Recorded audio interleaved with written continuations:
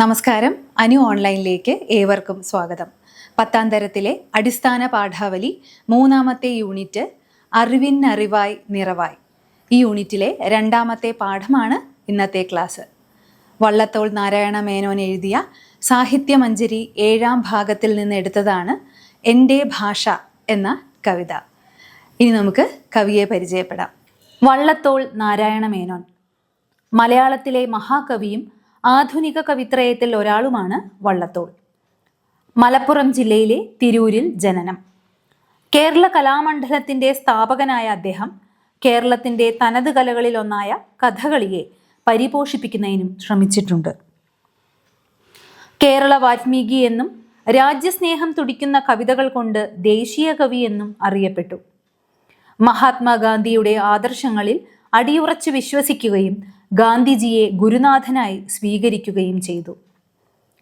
പ്രധാന കൃതികൾ: എൻ്റെ ഗുരുനാഥൻ, കൊച്ചു സീത, ചിത്രയോഗം, അദ്ദേഹം രചിച്ച മഹാകാവ്യമാണിത്, നാഗില, ബദിരവിലാപം, ബന്ധനസ്ഥനായ അനിരുദ്ധൻ, ബാപ്പുജി, വാൽമീകി രാമായണം, അഭിജ്ഞാന ശാകുന്തളം, ഋഗ്വേദം, മാതംഗലീല, സ്വപ്നവാസവദത്തം ഇവയെല്ലാം വിവർത്തനങ്ങളാണ്.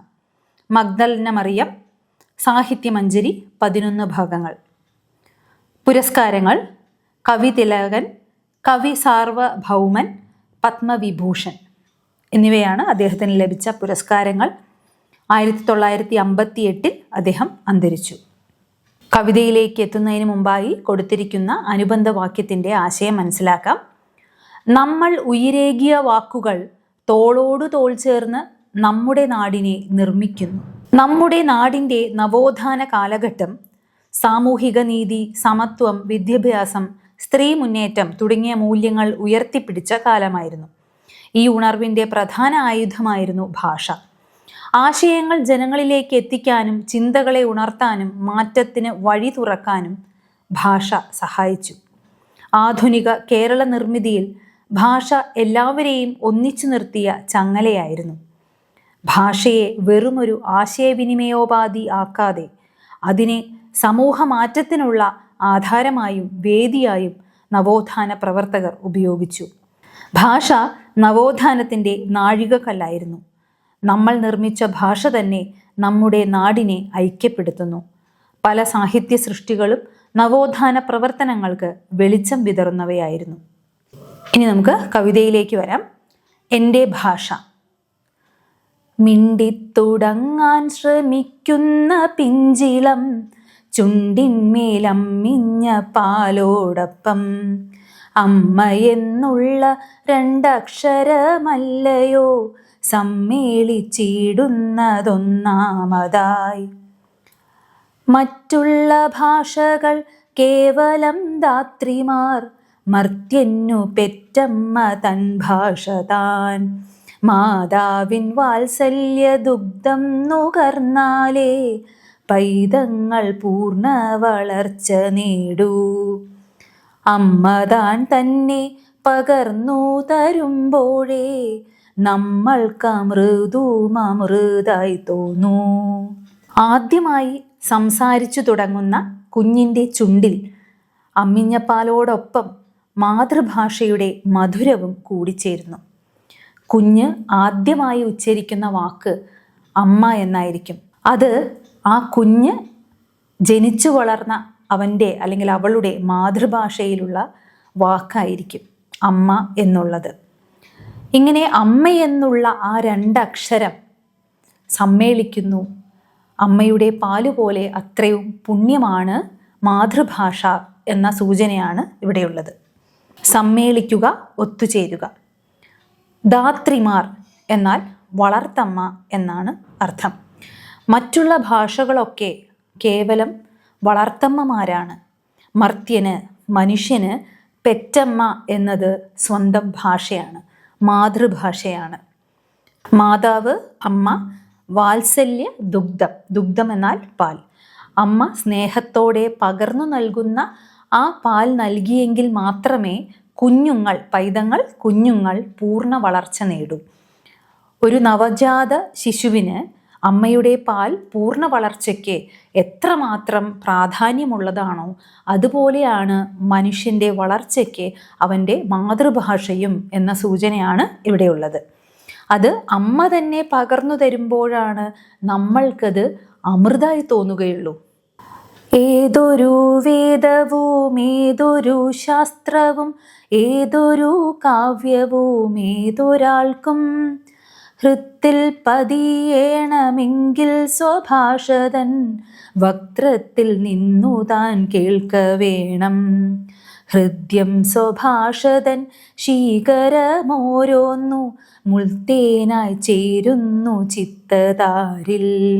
അന്യബിന്ദുക്കളോ തൽബഹിർഭാഗമേ മിന്നിച്ചു നിൽക്കുന്ന തൂമുത്തുകൾ. ഏത് കാവ്യമായാലും തത്വശാസ്ത്രമായാലും സാഹിത്യമായാലും എന്തു തന്നെയായാലും അത് മാതൃഭാഷയിലൂടെ ലഭിക്കുമ്പോൾ അല്ലെങ്കിൽ കേൾക്കുമ്പോൾ മാത്രമാണ് നമ്മുടെ ഹൃദയത്തിൽ തങ്ങി നിൽക്കുന്നത്. ജ്ഞാന സമൂഹ നിർമ്മിതിക്കുള്ള അടിത്തറ മാതൃഭാഷ നമുക്ക് നിർമ്മിച്ചു തന്നിട്ടുണ്ട്. ഹൃത്ത് ഹൃദയം, സ്വഭാഷ സ്വന്തം ഭാഷ മാതൃഭാഷ, വക്ത്രം എന്നാൽ മുഖം, ഇവിടെ മുഖം എന്ന അർത്ഥമാണ്. മുഖം, വായ എന്നൊക്കെയാണ് അർത്ഥം. അതായത് മാതൃഭാഷയുടെ മുഖത്തു നിന്ന് തന്നെ കേൾക്കുമ്പോഴാണ് ഏത് കഠിനമായ വിഷയമാണെങ്കിലും അത് ഹൃദയത്തിൽ പതിയുക എന്നാണ് അർത്ഥം. ശീകരം എന്നാൽ ജലഗണം എന്നാണ് അർത്ഥം. അങ്ങനെ സ്വന്തം ഭാഷയിൽ മാതൃഭാഷയിൽ കേൾക്കുമ്പോഴാണ് ആ ജലഗണങ്ങൾ, മാതൃഭാഷയാകുന്ന ജലഗണങ്ങൾ തേൻ പോലെ നമ്മുടെ ചിത്തതാരിൽ പതിയുന്നത്. ചിത്തം മനസ്സ്, താര് പൂവ്, മനസ്സാകുന്ന ആ താരിൽ പതിയുന്നത് തേൻ പോലെയാണ്. എങ്ങനെയുള്ളപ്പോൾ? മാതൃഭാഷയിൽ കേൾക്കുമ്പോൾ. അന്യബിന്ദുക്കളോ മറ്റുള്ളവയൊക്കെ എന്നുവെച്ചാൽ മറ്റുള്ള ഭാഷകളൊക്കെ തൽബഹിർഭാഗമേ പുറം ഭാഗം മാത്രം മിന്നിച്ചു നിൽക്കുന്ന തൂമുത്തുകൾ മാത്രമാണ് എന്നാണ് പറയുന്നത്. മാതൃഭാഷയിലൂടെ കേൾക്കുമ്പോൾ മാത്രമാണ് അത് ഹൃദയത്തിൽ തേൻ പോലെ മധുരിക്കുന്ന ഒന്നായി മാറുന്നത്. മറ്റു ഭാഷകളാകട്ടെ വെറും പുറംമൂടി മാത്രമാണുള്ളത്. മറ്റു ഭാഷകൾക്ക് തിളക്കമുണ്ടാകാം, പക്ഷെ അത് പുറംമൂടിയുടെ ഭംഗി മാത്രമാണ് ഉള്ളത്. മാതൃഭാഷയാണ് അത് ഹൃദയത്തിലേക്ക് ഇറങ്ങിച്ചെല്ലുന്ന വിധം മനോഹരമാകുന്നത് എന്ന ആശയമാണ് ഇവിടെയുള്ളത്. ആദിമകാവ്യവും പഞ്ചമവേദവും നീതിപ്പൊരുളും ഉപനിഷത്തും പാടി സ്വകീയരെ കേൾപ്പിച്ച കൈരളി പാടവഹീനയെന്നാർ പറയും. ആദിമകാവ്യം രാമായണമാണ്. പഞ്ചമവേദം എന്നറിയപ്പെടുന്നത് മഹാഭാരതമാണ്.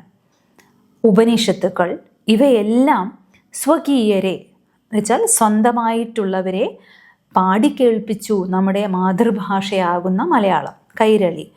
അങ്ങനെയുള്ള നമ്മുടെ കൈരളി പാടവഹീന, സാമർഥ്യമില്ലാത്തവൾ എന്ന് ആരാണ് പറയുക? രാമായണം, മഹാഭാരതം പോലെയുള്ളവയൊക്കെ ഭാരതത്തിൻ്റെ ഇതിഹാസങ്ങളാണ്. അതിലില്ലാത്തതായി ഒന്നുമില്ല എന്നാണ് പറയാറുള്ളത്.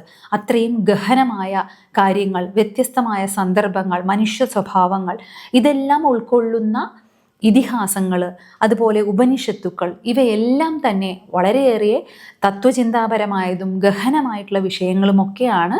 മനുഷ്യജീവിതത്തിന് ഉതകുന്ന തരത്തിലുള്ള കാര്യങ്ങളാണ് ഇതിഹാസങ്ങളിലും ഉപനിഷത്തുക്കളിലുമെല്ലാം ഉള്ളത്. അത്രയ്ക്കും ആഴമേറിയ സമ്പത്തുള്ള ഈ ഇതിഹാസങ്ങളെ പോലും സ്വന്തം ഭാഷയിൽ, അതായത് മലയാള ഭാഷയിൽ തനിക്ക് പ്രിയപ്പെട്ട സ്വകീയരെ, സ്വന്തം ജനങ്ങളെ പാടി കേൾപ്പിക്കാൻ കഴിവുള്ളവളാണവൾ. അത്രയും ഗഹനമായ ആശയത്തെ മാതൃഭാഷയിൽ മധുരമായി പറയാൻ സാമർഥ്യമുള്ളവളാണവൾ എന്നാണ് അർത്ഥം. അതായത് അറിവിൻ്റെ അനന്തവിഹായസിലേക്ക് ഉയർത്താൻ മാതൃഭാഷയുടെ പ്രാവീണ്യം എടുത്തു പറയേണ്ടത് തന്നെയാണ് എന്ന് ചുരുക്കം.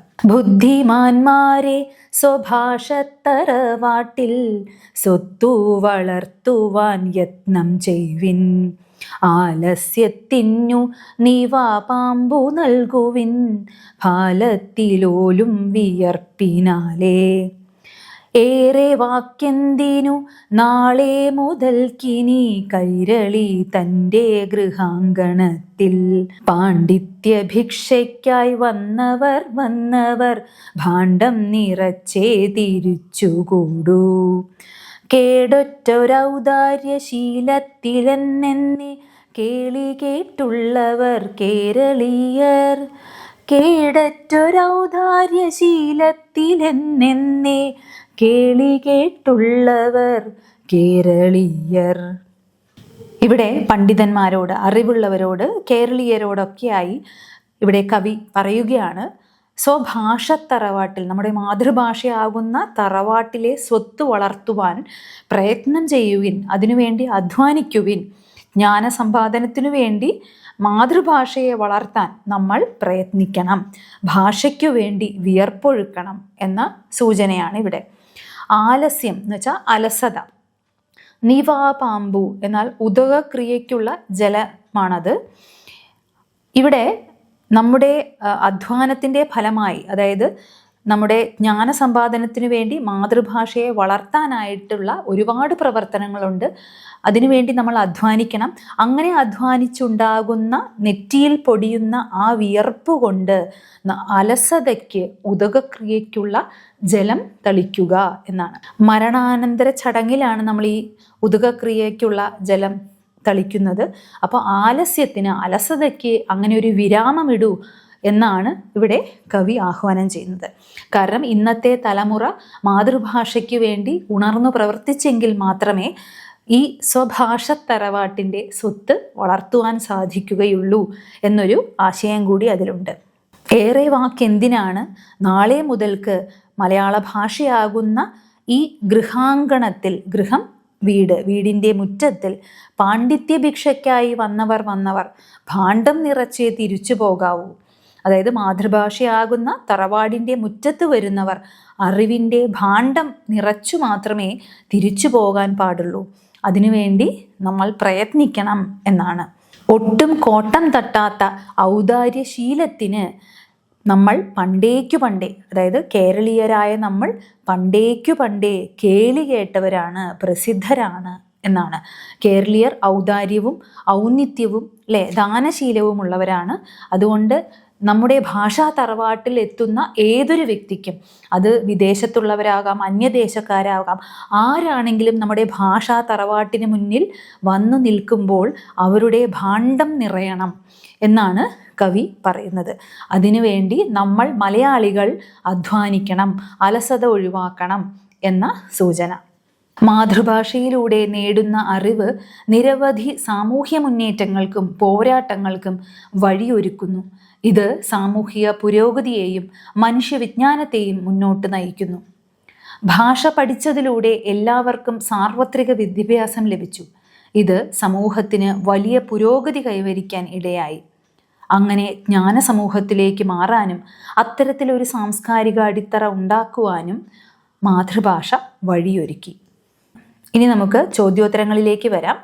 ആദ്യത്തെ ചോദ്യം, മാതൃഭാഷയെക്കുറിച്ചുള്ള കവിയുടെ നിരീക്ഷണങ്ങൾ കണ്ടെത്തി അവതരിപ്പിക്കുക. ആദ്യമായി സംസാരിച്ചു തുടങ്ങുന്ന കുഞ്ഞിൻ്റെ ചുണ്ടിൽ അമ്മിഞ്ഞപ്പാലോടൊപ്പം മാതൃഭാഷയുടെ മധുരവും കൂടിച്ചേർന്നു. മാതൃഭാഷ പെറ്റമ്മയും മറ്റു ഭാഷകൾ വളർത്തമ്മയുമാണ്. ഏത് ഭക്ഷണമാണെങ്കിലും അത് രുചികരമാകണമെങ്കിൽ അമ്മ തന്നെ വിളമ്പിത്തരണം, അമ്മ തന്നെ ഊട്ടണം. വേദമോ ശാസ്ത്രമോ കാവ്യമോ ഏതുമാകട്ടെ, മനസ്സിൽ പതിയണമെങ്കിൽ സ്വന്തം മാതൃഭാഷയിൽ കൂടിയാകണം. മറ്റു ഭാഷകൾക്ക് ബാഹ്യ സൗന്ദര്യം മാത്രമേയുള്ളൂ.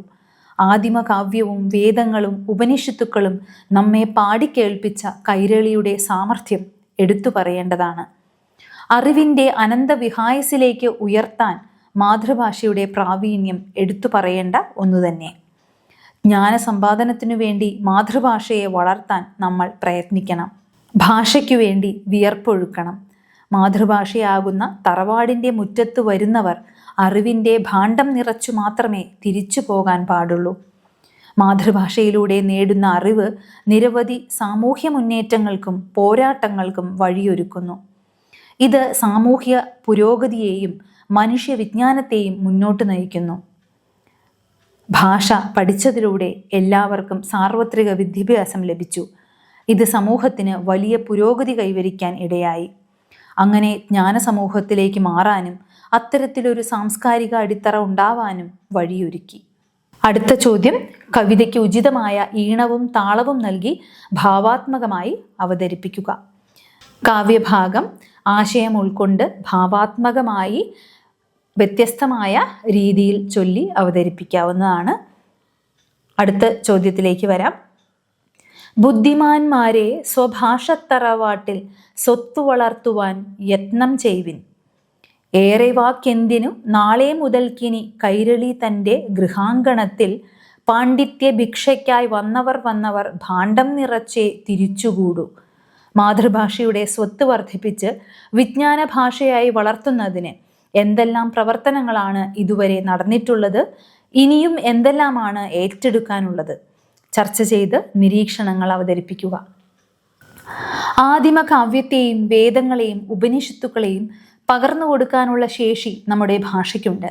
വിദ്യാഭ്യാസം, ഭാഷാ വികസന സ്ഥാപനങ്ങൾ, മലയാള സർവകലാശാല, സാങ്കേതിക ഡിജിറ്റൽ മേഖലയുടെ പ്രവർത്തനങ്ങൾ, മാധ്യമങ്ങളിലൂടെയുള്ള ഭാഷാ പ്രചരണം, നിയമപരവും ഭരണപരവുമായ പിന്തുണ തുടങ്ങി മാതൃഭാഷയുടെ വളർച്ചയ്ക്ക് നിരവധി പ്രവർത്തനങ്ങൾ നടന്നിട്ടുണ്ട്. ആധുനിക ഭാഷയെ, വൈജ്ഞാനിക ഭാഷയെ സ്വന്തമാക്കാനുള്ള പൂർണ്ണശേഷി നമ്മുടെ ഭാഷയ്ക്ക് ഉണ്ടാകണം. ലോകത്തെ മികച്ച ഗവേഷണങ്ങളും വിജ്ഞാന സ്രോതസ്സുകളും മലയാളത്തിലേക്ക് എത്തിക്കുന്നതിനായി പദ്ധതികൾ നടപ്പാക്കണം. ശാസ്ത്ര സാങ്കേതിക സംജ്ഞകൾ നമ്മുടെ ഭാഷയിൽ രൂപപ്പെടണം. സോഫ്റ്റ്വെയർ, ആപ്പുകൾ, ഓൺലൈൻ കോഴ്സുകൾ, വിജ്ഞാന പ്ലാറ്റ്ഫോമുകൾ എന്നിവയിൽ മലയാളത്തിൻ്റെ സാന്നിധ്യം വർദ്ധിപ്പിക്കണം. ഡിജിറ്റൽ ഭാഷയ്ക്ക് അനുഗുണമായി നമ്മുടെ ഭാഷ രൂപം പ്രാപിക്കേണ്ടതുണ്ട്. അത് ഉപയോഗപ്പെടുത്തിയുള്ള കണ്ടുപിടുത്തങ്ങളും നിർമ്മാണങ്ങളും നമ്മുടെ നാട്ടിൽ നടക്കണം. അപ്പോഴാണ് അറിവ് തേടി വരുന്നവർക്ക് ഭാണ്ഡം നിറച്ച് പോകാനാവുക. അടുത്ത ചോദ്യം, ഏതൊരു വേദവും ഏതൊരു ശാസ്ത്രവും ഏതൊരു കാവ്യവും ഏതൊരാൾക്കും ഹൃത്തിൽ പതിയേണമെങ്കിൽ സ്വഭാഷതൻ വക്ത്രത്തിൽ നിന്നുതാൻ കേൾക്കവേണം. വള്ളത്തോൾ. വിദേശ ഭാഷയിലൂടെയുള്ള വിദ്യാഭ്യാസം ശ്രമകരവും പഠിതാക്കളെ സംബന്ധിച്ചിടത്തോളം കഠിനവുമാണ്. നമ്മുടെ കുട്ടികൾ അതിന് കനത്ത വില നൽകേണ്ടി വരും. മഹാത്മാഗാന്ധി. വള്ളത്തോളിൻ്റെ വരികളും ഗാന്ധിജിയുടെ അഭിപ്രായവും പഠനമാധ്യമത്തെ സംബന്ധിച്ചുള്ള സമൂഹത്തിൻ്റെ സമകാലിക സമീപനവും വിശകലനം ചെയ്ത് പഠനമാധ്യമം മാതൃഭാഷയാകണം എന്ന വിഷയത്തിൽ മുഖപ്രസംഗം തയ്യാറാക്കുക. അറിവ് മനസ്സിലേക്കല്ല ഹൃദയത്തിലേക്കാണ് പതിയേണ്ടത് എന്നും അത് സാധ്യമാകുന്നത് മാതൃഭാഷയിലൂടെയാണെന്നും വള്ളത്തോളിൻ്റെ വരികൾ നമ്മെ ഓർമ്മിപ്പിക്കുന്നു. ഇതേ ആശയമാണ് മഹാത്മാഗാന്ധിജിയും ശക്തമായി ഉന്നയിച്ചത്. ഗാന്ധിജിയുടെ വാക്കുകൾ ഇന്നത്തെ വിദ്യാഭ്യാസ യാഥാർത്ഥ്യങ്ങളോട് ഏറെ ചേർന്നു നിൽക്കുന്നു. പഠനം എന്നത് വെറും വിവരശേഖരണമല്ല, ചിന്താശേഷിയും സൃഷ്ടിപരതയും മൂല്യബോധവും വളർത്തുന്ന ഒരു പ്രക്രിയയാണ്. ആ പ്രക്രിയ ഏറ്റവും സ്വാഭാവികവും ഫലപ്രദവുമാകുന്നത് കുട്ടി ജനിച്ചു വളർന്ന ഭാഷയിലൂടെ ആയിരിക്കണം. മാതൃഭാഷയിൽ പഠിക്കുമ്പോൾ ആശയങ്ങൾ കുട്ടിയുടെ മനസ്സിൽ ആഴത്തിൽ പതിയും. ചോദ്യങ്ങൾ ചോദിക്കാൻ മടിയില്ല, വിമർശന ചിന്ത വളരും. വിദേശ ഭാഷ പഠനമാധ്യമമായാൽ കുട്ടി ആദ്യം ഭാഷ പഠിക്കാനും പിന്നെ വിഷയം മനസ്സിലാക്കാനും ശ്രമിക്കേണ്ടി വരുന്നു. ഇതാണ് ഗാന്ധിജി കനത്ത വില എന്ന് വിശേഷിപ്പിച്ചത്. സമകാലിക സമൂഹത്തിൻ്റെ സമീപനം പരിശോധിച്ചാൽ ഒരു വൈരുദ്ധ്യം വ്യക്തമാണ്. ഒരു വശത്ത് മാതൃഭാഷയുടെ പ്രാധാന്യം വാചാലമായി അംഗീകരിക്കുമ്പോൾ മറുവശത്ത് ഇംഗ്ലീഷ് മീഡിയം മികച്ച വിദ്യാഭ്യാസം എന്ന തെറ്റിദ്ധാരണ ശക്തമായി നിലനിൽക്കുന്നു. ജോലി, ആഗോള സാധ്യതകൾ, സാമൂഹിക അംഗീകാരം എന്നിവയെല്ലാം വിദേശ ഭാഷയോട് ബന്ധിക്കുന്ന പ്രവണതയായാണ് ഇന്ന് കാണുന്നത്. ഇതിൻ്റെ ഫലമായി പല കുട്ടികളും സ്വന്തം ഭാഷയിൽ ചിന്തിക്കാനും ആശയങ്ങൾ പ്രകടിപ്പിക്കാനും മടിക്കുന്ന അവസ്ഥയിലേക്ക് എത്തുന്നു. എന്നാൽ ലോകാനുഭവങ്ങൾ മറ്റൊന്നാണ് പറയുന്നത്. വികസിത രാജ്യങ്ങൾ അവരുടെ മാതൃഭാഷകളെയാണ് പഠന മാധ്യമമാക്കിയിരിക്കുന്നത്. ശാസ്ത്രവും സാങ്കേതിക വിദ്യയും ഉയർന്ന തലത്തിലെത്തിയ രാജ്യങ്ങൾ പോലും മാതൃഭാഷയിലൂടെയാണ് അടിസ്ഥാന വിദ്യാഭ്യാസം നൽകുന്നത്. അതിനാൽ മാതൃഭാഷ പഠന മാധ്യമമാകുന്നത് പിന്നോക്കാവസ്ഥയുടെ ലക്ഷണമല്ല, മറിച്ച് ഭൗതിക സ്വാതന്ത്ര്യത്തിൻ്റെ അടയാളമാണ്. ഇത് വിദേശ ഭാഷകൾ ഉപേക്ഷിക്കണമെന്ന വാദമല്ല. വിദേശ ഭാഷകൾ പഠിക്കണം, അത്യാവശ്യമാണ്. പക്ഷേ അവ പഠന വിഷയങ്ങളായിരിക്കണം, പഠന മാധ്യമമല്ല. അടിത്തറ മാതൃഭാഷയിൽ ഉറപ്പിച്ചാൽ മാത്രമേ മറ്റു ഭാഷകളും അറിവുകളും ആത്മവിശ്വാസത്തോടെ കൈകാര്യം ചെയ്യാൻ കഴിയൂ.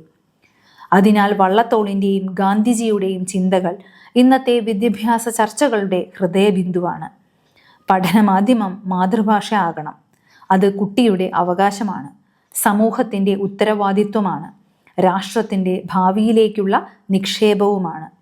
മാതൃഭാഷയിൽ പഠിച്ച് ചിന്തിക്കുന്ന തലമുറ മാത്രമേ സ്വതന്ത്രമായി ചിന്തിക്കുകയും ശക്തമായി മുന്നേറുകയും ചെയ്യുന്ന ഒരു ജ്ഞാന സമൂഹത്തെ സൃഷ്ടിക്കൂ. അവസാനത്തെ ചോദ്യം: മാതൃഭാഷ പ്രമേയമായി വരുന്ന കവിതകൾ ശേഖരിച്ച് കവിതയരങ്ങ് സംഘടിപ്പിക്കുക. കവിതയരങ്ങിന് വേണ്ടുന്ന ഏതാനും കവിതകളാണ് കൊടുത്തിരിക്കുന്നത്. അമ്മ മലയാളം, എഴുതിയത് കുരീപ്പുഴ ശ്രീകുമാർ, വാക്ക് മധുസൂദനൻ നായർ, മലയാളം സച്ചിദാനന്ദൻ, എൻ്റെ മലയാളം ONV കുറുപ്പ്. കൂട്ടത്തിൽ വള്ളത്തോളിൻ്റെ എൻ്റെ ഭാഷ എന്ന കവിതയും ചേർക്കാവുന്നതാണ്. ഇങ്ങനെ മലയാളം പ്രമേയമായി വരുന്ന കവിതകൾ ശേഖരിച്ച് കവിതയരങ്ങ് സംഘടിപ്പിക്കാവുന്നതാണ്. കവിതയുടെ ആശയവും തുടർന്നുള്ള പഠന പ്രവർത്തനങ്ങളും ഏവരും മനസ്സിലാക്കി കാണുമെന്ന് കരുതുന്നു. ഇന്നത്തെ ക്ലാസ് ഇവിടെ അവസാനിപ്പിക്കുകയാണ്. നന്ദി, നമസ്കാരം.